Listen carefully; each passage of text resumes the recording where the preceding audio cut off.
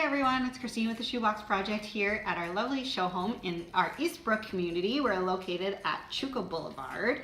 Today, for our third and final Tips Tuesday, we are going to be talking about preparing your box. So we've already gone over things to put in your box, things to not put in your box. So today we're going to talk about your final step, which is putting everything in your box and getting ready to bring to me. So once you've got everything ready to put in your shoebox, it's time to put it together. So if you want to start by putting some nice tissue paper in, that's great. That's a nice touch. It makes it nice and present-y. And one thing that we like to encourage people to do is include a card that has a nice little message in there that the person that receives this box is going to get, and they're going to open it and read it and say like, oh, that was so nice. This person, they took the time to write me a handwritten message. So just a nice little quote about keep going, being positive, anything like that that you want to add in is great. So then put that in your box, and once you get the top on your box, we want it to close as tightly as it can. And that's just for when we're shipping the boxes out, and it's easier to transport them when everything is nice and flush and they're easy to stack, that kind of thing. So we just ask that you can get everything in as nice and evenly as possible. So once you have your box done and everything's in there and you're good to go, if you want to add a ribbon to it, that's totally fine. You can do that. As we said last week, one of the things that we have to do with the Shoebox Project is we have to go through and inspect every box.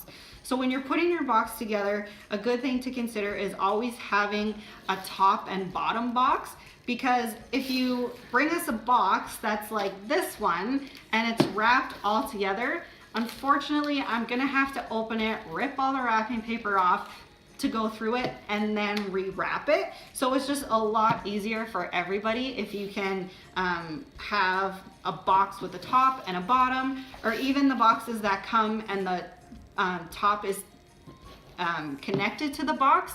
If you just wrap the top and the bottom separately so it opens and closes, that is awesome. We will very much appreciate it because it cuts down a lot on time for us.